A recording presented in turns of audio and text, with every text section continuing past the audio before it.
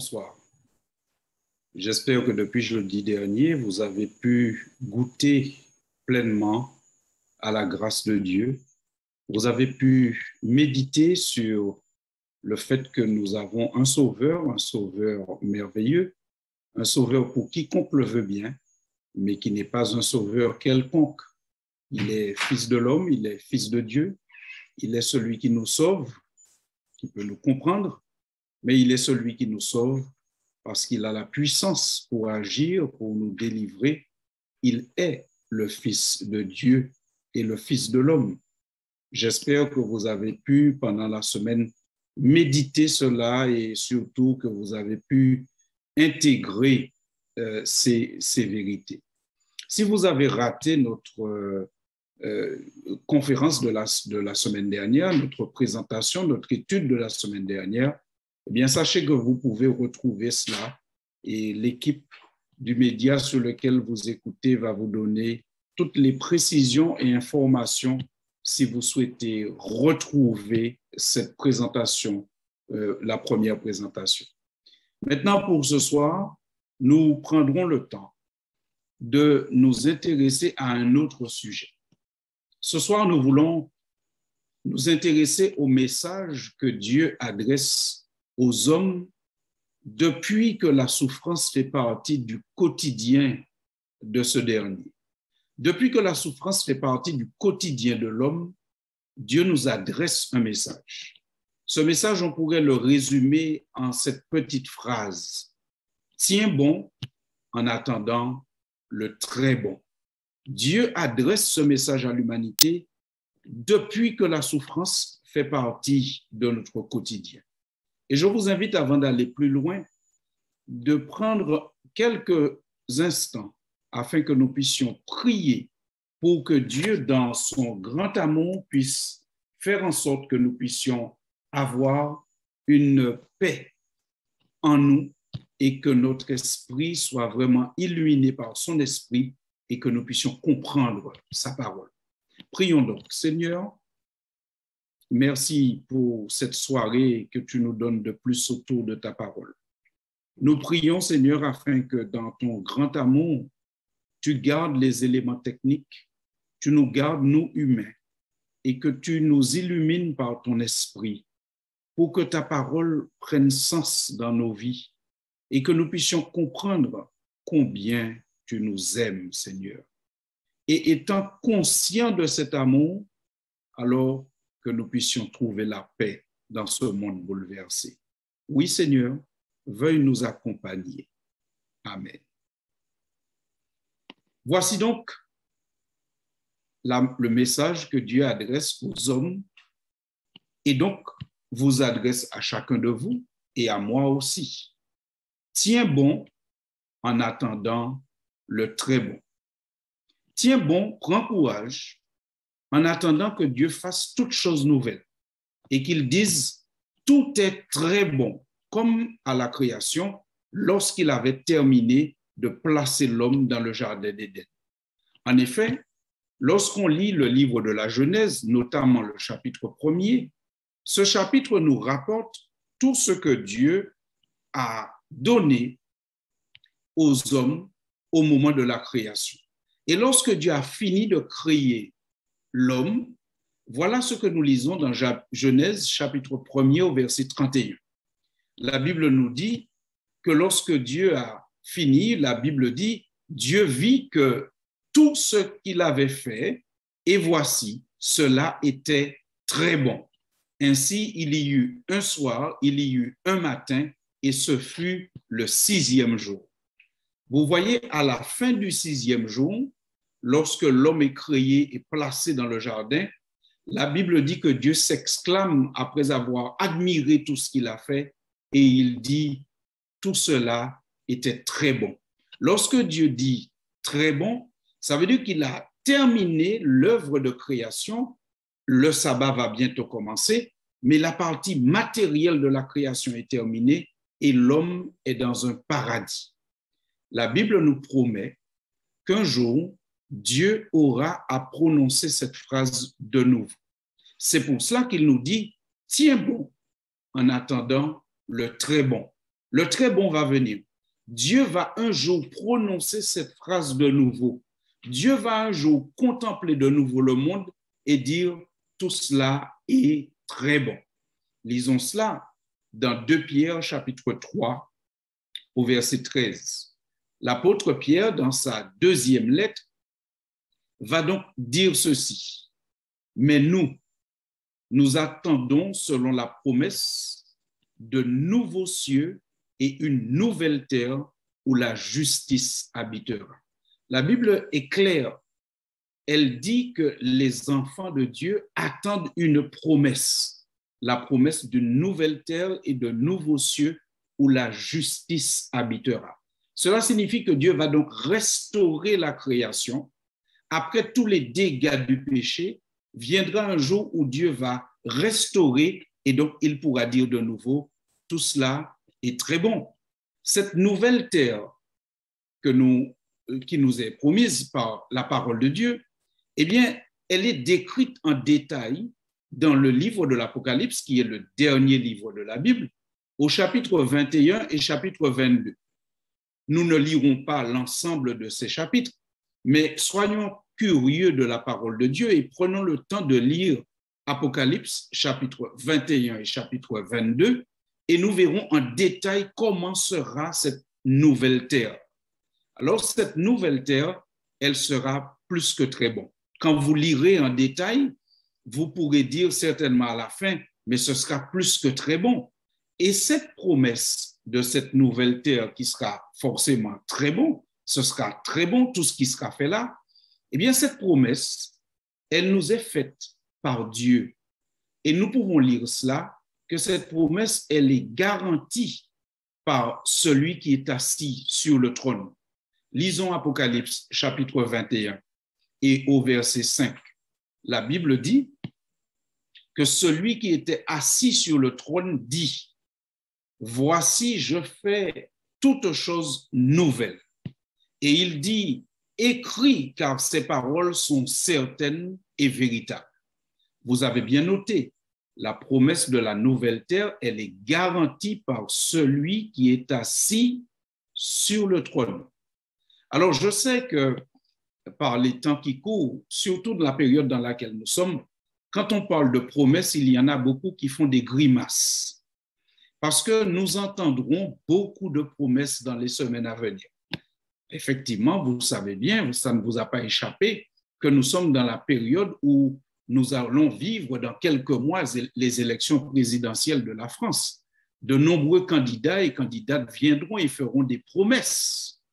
Alors certains disent, mais si les promesses, c'est ce qu'on a l'habitude d'entendre, eh bien, on est un peu dépité, on est un peu découragé.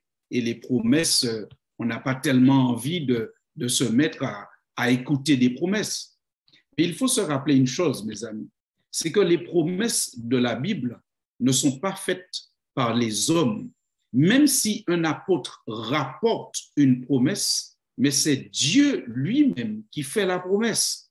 Et par conséquent, l'origine de la promesse donne un certain crédit à cette promesse parce que Dieu n'est pas un homme pour mentir. Il ne ment pas. Et il n'est pas non plus un homme pour être limité dans ce qu'il aurait voulu faire et qu'il ne peut pas faire. Tout ce que Dieu dit, il le fera. Et donc, vous avez compris que nous avons confiance dans cette promesse. C'est pourquoi nous croyons, nous avons une espérance en tant que chrétiens. Et cette promesse, elle nous est garantie par celui qui est assis sur le trône. Mais peut-être que vous pourriez poser la question, mais qui donc est assis sur le trône? Qui est assis sur le trône? Qui nous fait la promesse? Regardons un peu la Bible et nous trouverons la réponse. D'abord, dans le livre de l'Apocalypse, au chapitre 22, au verset 1er, un premier élément pour nous montrer qui est assis sur le trône. Apocalypse, chapitre 22, et le verset 1er.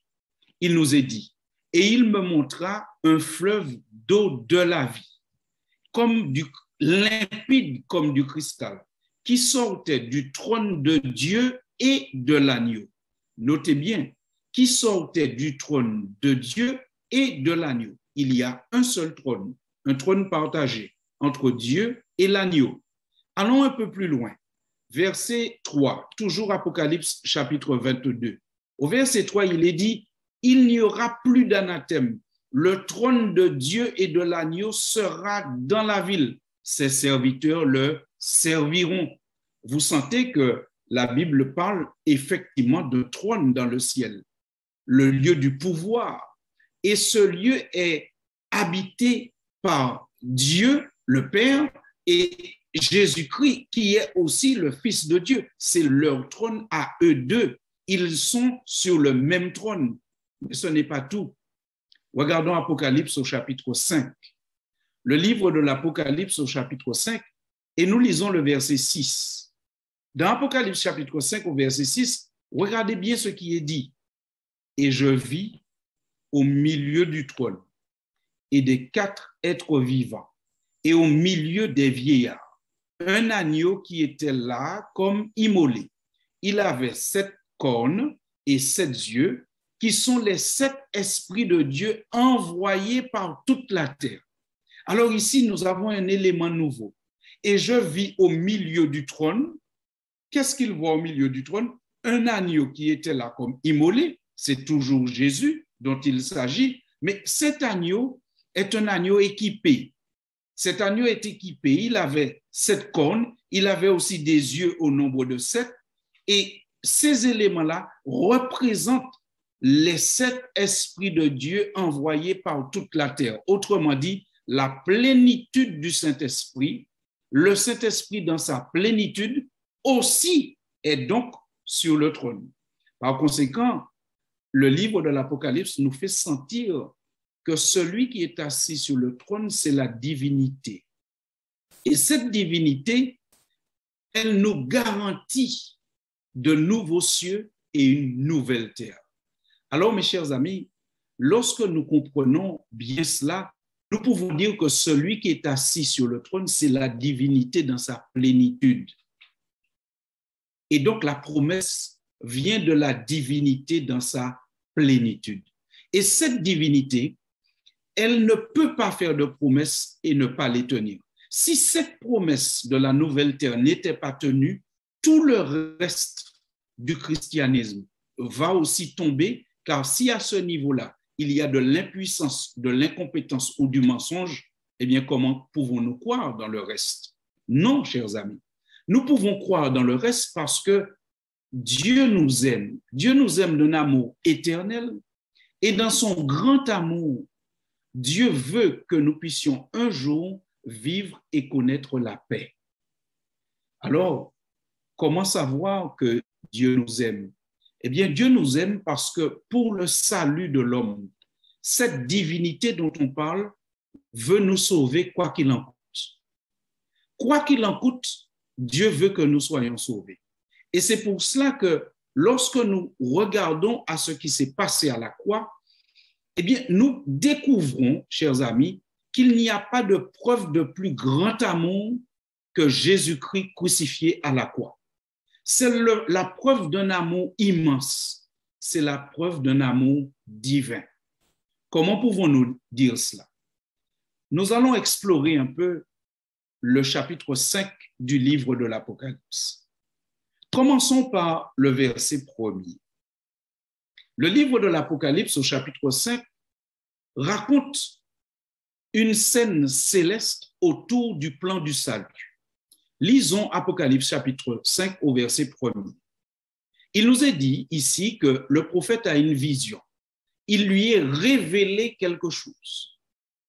Il dit, puis je vis dans la main droite de celui qui était assis sur le trône un livre écrit en dedans et en dehors, scellé de 7 sceaux. Et je vis un ange puissant, au verset 2, qui criait d'une voix forte, qui est digne d'ouvrir le livre et d'en rompre les sceaux? Voici la question qui anime le ciel à ce moment-là.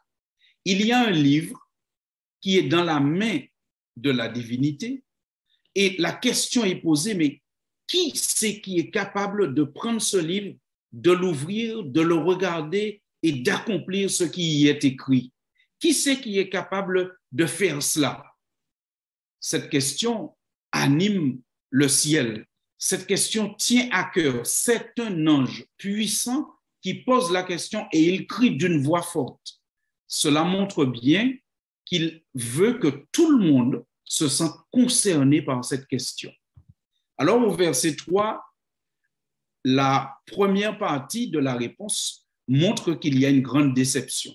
La question est posée, qui est digne d'ouvrir le livre et d'en rompre les sceaux?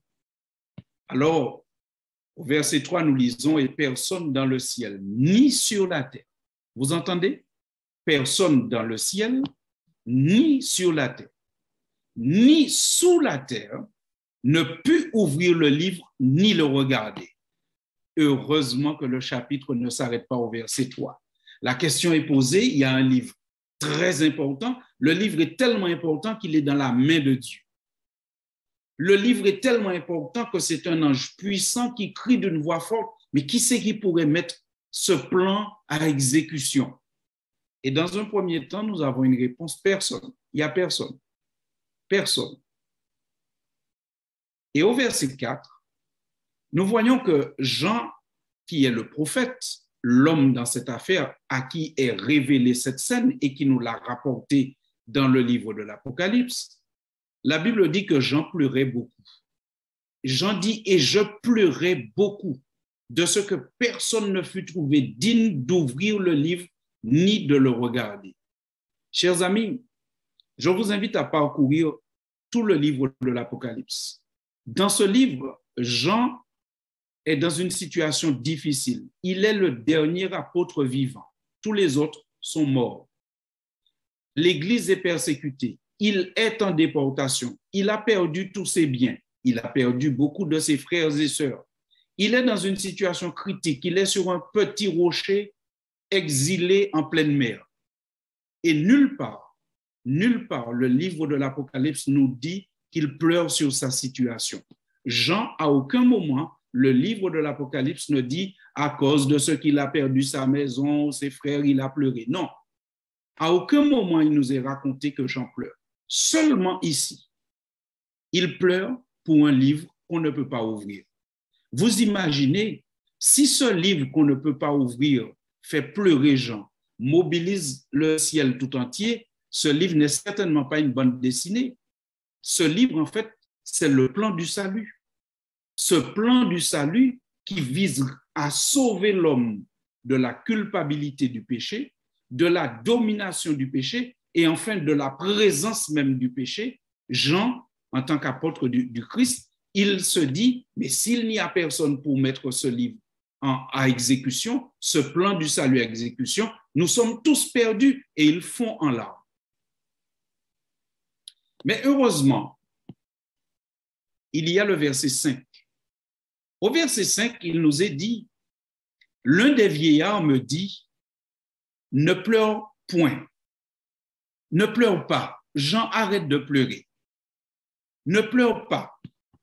Le lion de la tribu de Juda, le rejeton de David, a vaincu pour ouvrir le livre et ses 7 sceaux. On dit à Jean, oh mon cher Jean, il y a au moins une personne qui peut ouvrir ce livre. Et il est présenté, celui qui peut ouvrir le livre. Et les termes qui sont utilisés montrent qu'il s'agit d'un roi. Tout comme le lion est le roi des animaux de la jungle, eh bien, on utilise cette expression pour le présenter, le lion de la tribu de Juda, le rejeton de David. David qui est le roi certainement le plus connu d'Israël, pour faire référence à ce que Jean connaît. On lui dit, il y a un roi qui peut ouvrir ce livre. Et Jean dit, tellement qu'il est heureux d'apprendre cette bonne nouvelle, au verset 6, il jette un coup d'œil pour voir qui. Et quand il jette ce coup d'œil au travers de la porte qui lui est ouverte dans le ciel où il a cette révélation, il dit, et je vis au milieu du trône et des 4 êtres vivants et au milieu des vieillards, un agneau qui était là comme immolé. Il avait 7 cornes et 7 yeux qui sont les 7 esprits de Dieu envoyés par toute la terre. Alors, on lui a annoncé le lion de la tribu de Juda, mais quand il regarde, lui, ce qu'il voit, c'est un agneau immolé qui est là revêtus du Saint-Esprit, pleinement revêtus du Saint-Esprit. Chers amis, vous comprenez que le lion de la tribu de Juda s'est fait agneau et a été immolé pour le salut de l'humanité, pour que le plan du salut puisse prendre forme et prendre sens. Vous comprenez que ce n'est ni un ange, ni un homme, ni un pasteur, ni personne d'autre à part Jésus-Christ qui est seul capable de donner le salut. Mais ce Jésus qui donne le salut, le plan du salut qu'il nous donne, eh bien, ce plan du salut est unique et celui qui le donne est unique, c'est Jésus. Chers amis, ici nous avons la preuve extrême de l'amour de Dieu. Celui qui nous sauve, c'est Jésus-Christ, Fils de Dieu, de nature divine, qui laisse sa félicité éternelle, sa gloire éternelle, qui se fait homme, qui se fait agneau, le plus petit, et qui accepte de se faire crucifier pour que vous et moi, nous puissions ce soir dire, en Jésus-Christ, nous avons le salut. En Jésus-Christ, nous avons l'espérance. Quelle preuve d'amour supplémentaire Dieu pourrait nous donner? Vous savez, lorsque Jésus entre en quelque part, c'est le salut qui rentre. Parce que le salut est l'œuvre de Dieu en Jésus-Christ, par Jésus-Christ. Regardez, dans le livre de Luc, alors surtout ne perdez pas Apocalypse chapitre 5, nous allons y revenir. Mais dans le livre de Luc au chapitre 19, la Bible nous montre que quand Jésus est accueilli dans une maison, dans une famille ou dans une vie, eh bien c'est le salut qui rentre parce que c'est Jésus le salut. Et nous pouvons dire, hors de Jésus, point de salut. Hors de Jésus, point de salut. Mais en Jésus, quiconque le veut est sauvé. Luc chapitre 19 au verset 5, la Bible nous raconte une rencontre entre Jésus et un homme nommé Zachée.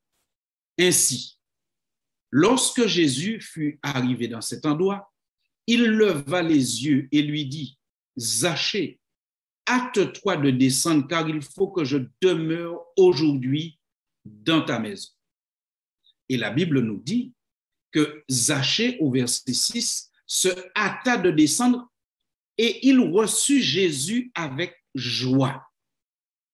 Lorsque Zachée reçoit Jésus avec joie dans sa maison, au verset 9, toujours du même chapitre, Luc chapitre 19, Jésus peut dire, le salut est entré aujourd'hui dans cette maison parce que celui-ci est aussi un fils d'Abraham. Jésus dit, quand je suis rentré dans la maison de Zachée, c'est le salut qui est rentré dans la maison de Zachée. Jésus, c'est le salut, mes amis. Le salut, ce n'est pas une église. Le salut, ce n'est pas un homme. Le salut, ce n'est pas une collection de doctrines. Le salut, c'est Jésus-Christ. Quand vous entrez en Jésus-Christ, quand Jésus entre en vous, vous êtes sauvés. Vous vivez dans l'espérance. Vous vivez dans le pardon de vos péchés. Vous vivez dans la paix. Vous pouvez tenir bon car vous savez que Jésus est à vos côtés dans le deuil comme dans la joie. Oui, mes chers amis, il faut noter que la Bible précise que Zachée le reçut avec joie. Vous vous rappelez, nous avons lu ça dans Luc 19 au verset 6. Zachée le reçut avec joie. Recevoir Jésus avec joie signifie être suffisamment fort et honnête pour confesser ses péchés. Parce que l'une des premières choses que Zachée fait, c'est de confesser ses péchés, de reconnaître ses péchés, de dire, Seigneur, voilà tout ce que j'ai fait. Recevoir Jésus avec joie, c'est être capable de donner un témoignage public de sa décision.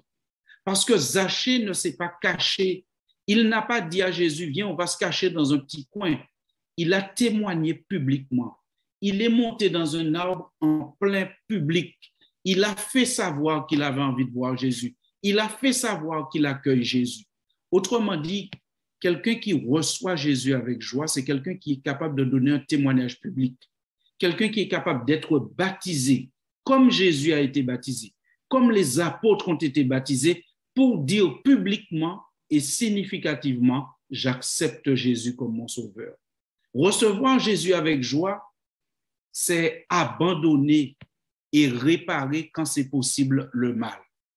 Parce que Zachée, il abandonne et il répare ce qu'il a fait. Recevoir Jésus avec joie, c'est ne pas renoncer à suivre Jésus à la moindre bêtise ou incohérence des personnes qui suivent Jésus.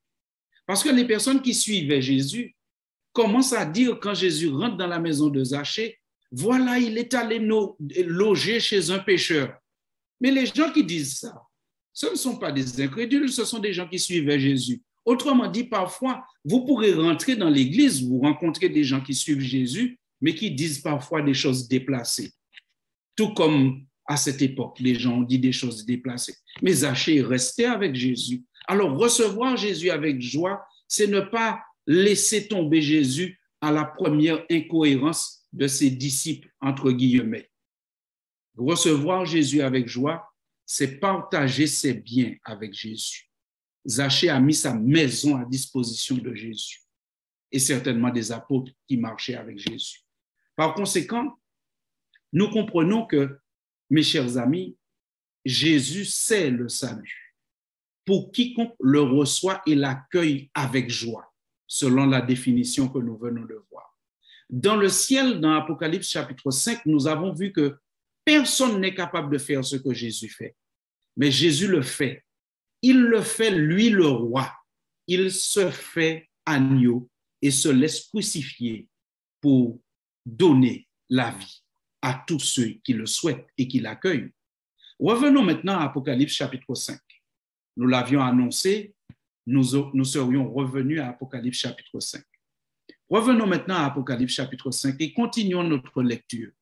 Nous sommes maintenant au verset 8.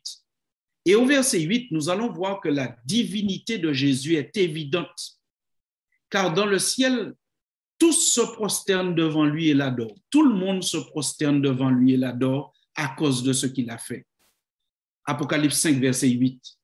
Quand il eut pris le livre, les 4 êtres vivants et les 24 vieillards se prosternèrent devant l'agneau, tenant chacun une harpe et des coupes d'or remplies de parfums qui sont les prières des saints.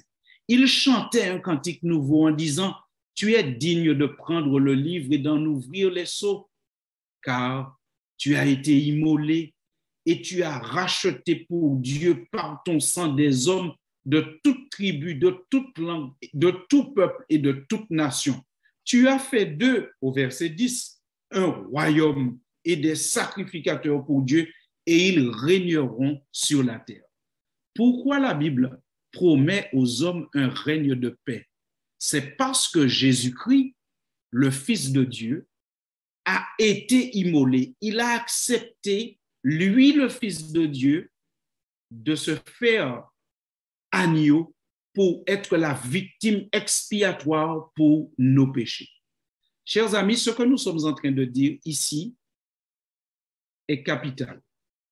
C'est le fondement de l'Évangile. C'est la plus grande preuve de l'amour de Dieu. Lorsqu'on parle de sauver quoi qu'il en coûte, il ne s'agit pas de prendre ce qui ne nous appartient pas pour aider des gens en difficulté. Quand on parle de sauver quoi qu'il en coûte, il ne s'agit pas de faire des prêts que celui-là même à qui on donne l'aide va rembourser dans quelques temps. Lorsqu'on parle de sauver quoi qu'il en coûte, il s'agit de payer de sa propre personne. Et c'est ce que Jésus-Christ a fait. Mais ce n'est pas une personne ordinaire, une personne qui n'avait rien à faire. Je me rappelle avoir vu un film où un homme s'est sacrifié pour une famille, des voisins. Ces voisins étaient menacés par des hommes violents. Et cet homme, il s'est sacrifié pour les sauver. Cependant, il était condamné de toutes les façons à mourir dans les jours qui viennent parce qu'il était atteint d'une maladie très grave. Il se savait condamné. Il savait qu'il allait mourir dans quelques jours. Alors, il s'est sacrifié. C'est très bien. Ça prouve qu'il était dévoué pour aider ses voisins, sauver ses voisins. Au lieu que ce soit ses voisins qui soient tués, c'est lui qui a été tué parce qu'il s'est arrangé pour que les bandits le tuent et donc soient arrêtés par la police et n'aient pas le temps de tuer ses voisins. C'est un geste tout à fait honorable. Mais le geste de Jésus l'est encore plus parce que le Christ qui se sacrifie, le Christ qui vient mourir sur la croix, il n'a aucune maladie, il n'a pas de date de mort, il n'a pas ses cheveux qui blanchissent, il n'est pas en train de se dire un jour de toutes les façons, tôt ou tard, je vais mourir, donc autant mourir sur la croix pour sauver les hommes. Celui qui vient mourir sur la croix, il a le don de la vie éternelle. Parce que Jésus dit lui-même que Dieu, qu'il a la vie en lui-même, tout comme le Père a la vie en lui-même. Il n'avait pas de relation avec la mort prévue, mais il est rentré dans le cycle humain afin de pouvoir mourir pour sauver les pécheurs. Chers amis, dites-moi, pensez-vous qu'il y ait une preuve d'amour plus grande que la mort de Jésus sur la croix? Et parfois, nous voulons, pour avoir la possibilité de croire que Dieu nous aime, nous voulons voir une guérison. Alors nous sommes malades et nous disons, Seigneur, si tu me guéris, je saurai que tu m'aimes. Parfois, nous avons été touchés par la parole de Dieu et nous disons, Seigneur, mais si tu permets que mon enfant réussisse à l'examen, alors je saurai que tu m'aimes. J'imagine que ce genre de phrase doit faire beaucoup de peine à Dieu. Ce genre de phrase doit plonger Dieu dans une grande tristesse. Parce que Dieu doit certainement se dire, mais je vous ai déjà donné la plus grande preuve d'amour qui puisse se donner. La mort de Jésus-Christ sur la croix est la plus grande preuve d'amour que Dieu puisse nous donner. La guérison d'un cancer ou la réussite à un examen n'est pas la plus grande preuve d'amour que Dieu puisse nous donner. Parce que vous savez, de toutes les façons, chers amis, que nous ayons un cancer à 40 ans et que nous soyons guéris, c'est une bonne chose. Mais il faut savoir que, de toutes les façons, peut-être 20, 30, 40 ou 50 ans plus tard, on mourra quand même. D'autres choses, mais on mourra quand même. La plus grande preuve d'amour, c'est quand Jésus-Christ abandonne son trône, le trône céleste, le pouvoir immense, et qu'il descend et qu'il se fait homme et qu'il accepte d'être crucifié. Et par ce sacrifice, par cette preuve d'amour, vous et moi, nous avons l'assurance de l'amour de Dieu. Nous avons l'assurance que quand bien même nous serions morts, Christ, le jour où il viendra pour instaurer la nouvelle terre et le nouveau ciel, ce jour-là, il ressuscitera d'entre les morts tous ceux qui l'ont accepté et ils vivront éternellement. Ils ne seront pas guéris d'un cancer pour mourir 20 ans après, ils vivront éternellement. Nous pouvons conclure en lisant un texte dans Romains, l'épître de Paul aux Romains, au chapitre 8. Dans cet épître, au chapitre 8 notamment, l'apôtre Paul pose une question. Il pose une question après avoir justement compris la signification de la mort de Christ sur la croix. Romains chapitre 8, au verset 31. Nous lisons. L'apôtre dit, « Que dirons-nous donc à l'égard de ces choses?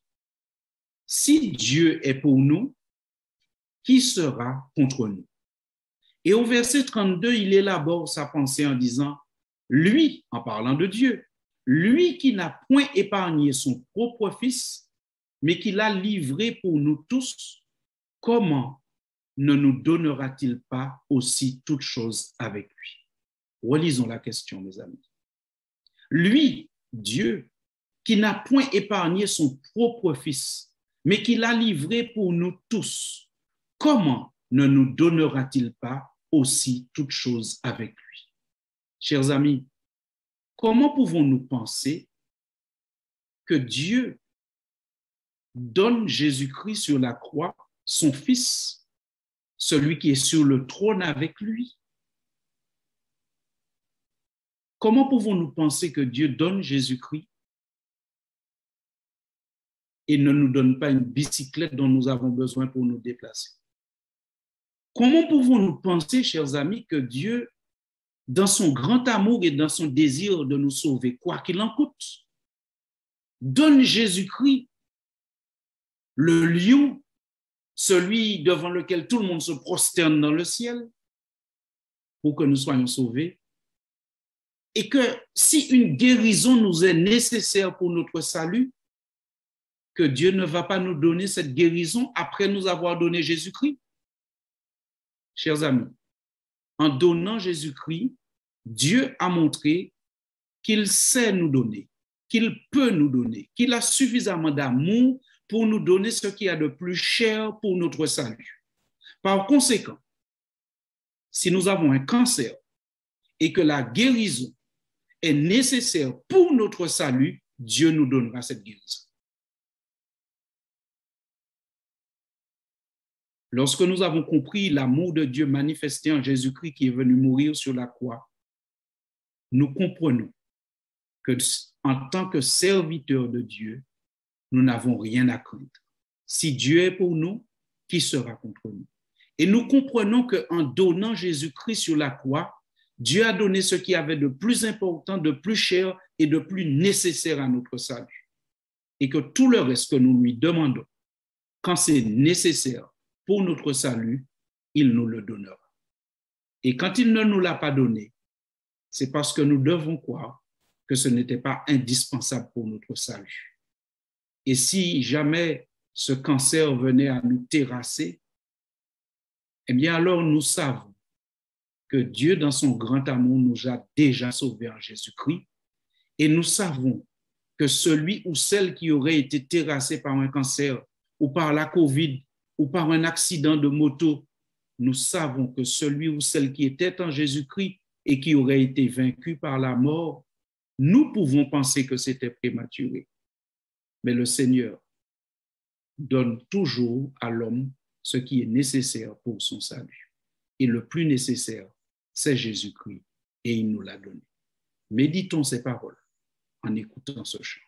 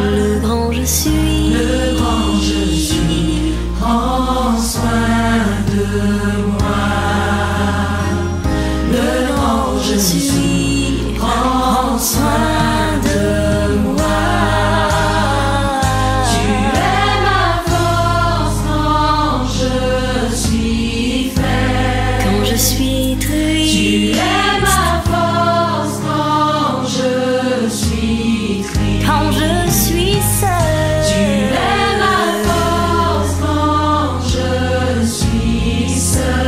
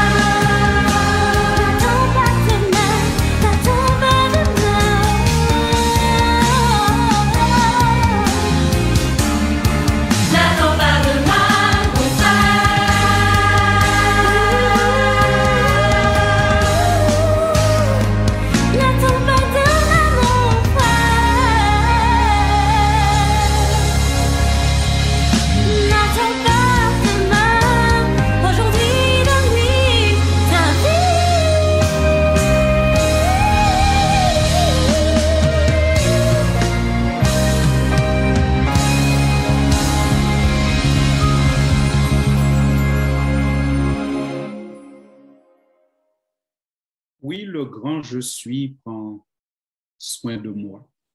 Le grand je suis prend soin de toi. Le grand je suis t'aime d'un amour éternel, d'un amour incommensurable. La Bible dit que nul ne peut mesurer ni la hauteur, ni la profondeur, ni la largeur de l'amour de Dieu. L'amour de Dieu est insondable. L'amour de Dieu a été prouvé en ce que Christ est mort pour nous alors que nous étions encore des pécheurs. Dieu nous aime d'un amour qui n'a plus besoin de preuves. La preuve suprême de l'amour de Dieu a été donnée à la croix du Calvaire. Chers amis, vous avez compris que Dieu nous dit, tiens bon en attendant le très bon. Le très bon, c'est l'instauration du royaume de Dieu, que Jésus a déjà gagné pour nous. En attendant que nous puissions vivre notre espérance, Jésus nous dit, tiens bon. Le tiens bon signifie, reçois-moi dans ta maison. Reçois-moi avec joie. Confesse ce qu'il y a à confesser. Témoigne publiquement de ce que tu trouves en moi. Abandonne le mal, tout ce qui n'est pas conforme à la parole de Dieu. Tourne-toi et témoigne publiquement. Partage avec Christ ce qu'il t'a donné.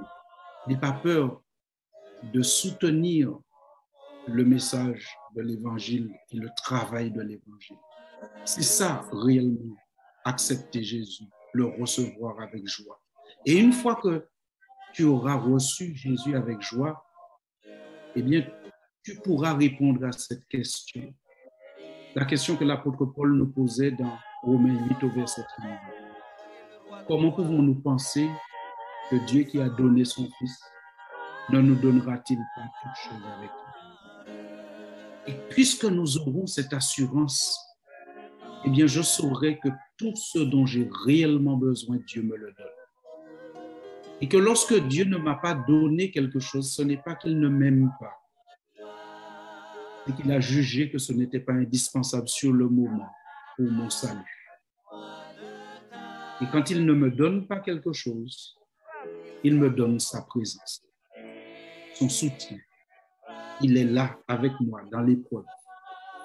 Comme Christ, lorsqu'il était là en train de prier juste avant d'être arrêté, la Bible dit qu'il s'écria, il dit, Seigneur, si cette coupe pouvait s'éloigner de moi. Mais non, la coupe n'a pas été éloignée. Mais la Bible précise que Dieu, à ce moment, envoya un ange pour le soutenir. Dieu ne nous guérit pas toujours, ne nous délivre pas toujours, mais il ne nous abandonne jamais. La réponse de Dieu à nos prières, c'est parfois un miracle extraordinaire.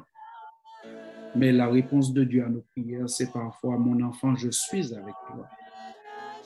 Et puisque je suis avec toi, rien ne sera contre toi, rien ne te dominera, rien ne t'anéantira. Parce que, mes chers amis, pour un chrétien, la mort n'est pas l'anéantissement. Puisque nous croyons que Jésus a dit, quand bien même tu serais mort, quand je reviendrai, eh bien, tu entreras dans la vie éternelle. La mort n'est pas l'anéantissement. Quand Dieu est avec nous, rien ne peut nous anéantir. Si Dieu est pour nous, qui sera contre nous? Après avoir parcouru ce message biblique en ce soir, au nom de Jésus-Christ, j'invite tous ceux qui entendent ce message à prendre position pour Christ. Comme le disait si bien le chant, viens à lui dès aujourd'hui. Ce soir, maintenant, alors que tu entends cette parole, donne ton cœur à Jésus. Laisse entrer Jésus dans ton cœur. Laisse entrer le roi de gloire. Donne-lui la place qu'il lui revient. Et tu verras comment, même dans tes épreuves, le Seigneur marchera avec toi et tu pourras répondre à ceux qui te demandent comment vas-tu? Je tiens bon en attendant le très bon. Prions ensemble. Oui, Seigneur notre Dieu. Oui, Seigneur notre Père. Quel amour quel amour insondable, quel amour merveilleux du sacrifice de Jésus-Christ à la croix pour l'homme. C'est la divinité qui se donne pour sauver.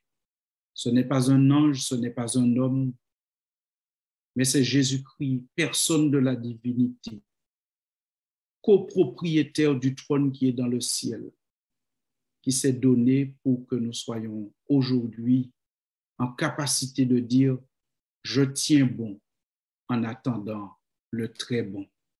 Seigneur, s'il te plaît, fortifie notre foi et permets que nous ayons l'assurance de cette parole que nous avons développée ce soir. Permets, Seigneur, que tous nous ayons notre foi qui progresse en toi. Permets que ceux qui n'ont pas encore ouvert la porte pour laisser entrer Jésus, laisser entrer le roi de gloire, le fassent en ce soir. Et que nous puissions, cette nuit, nous réjouir avec les anges dans le ciel parce que beaucoup d'hommes et de femmes se sont donnés à Jésus-Christ en cet instant. Oui, Éternel, bénis tes enfants. Bénis ceux qui étaient sur cette plateforme ce soir, ceux qui ont écouté par le biais de la radio ou qui ont suivi sur d'autres médias. Oui, Seigneur, bénis-nous. Bénis-nous selon nos besoins. Bénis-nous pour notre salut. C'est notre prière au nom de Jésus. Amen. Foyer d'Espérance et les ministères personnels vous remercient de votre présence. Retrouvez nos replays sur YouTube Foyer d'Espérance ou sur simple demande à l'adresse suivante foyerespérance@gmail.com. Nous sommes à votre écoute tous les jeudis entre 20h et 21h au 06 90 39 05 73, 06 94 23 33 52, 06 90 72 27 86 ou alors au 06 90 86 66 67. Abonne-toi à notre chaîne YouTube Foyer d'Espérance. Tu peux aussi nous écouter sur RVM au 93.3 ou nous retrouver en live sur le Zoom 318 659 9108 code Espérance avec un E majuscule. Rendez-vous jeudi prochain pour la suite. Alors, partage un max autour de toi.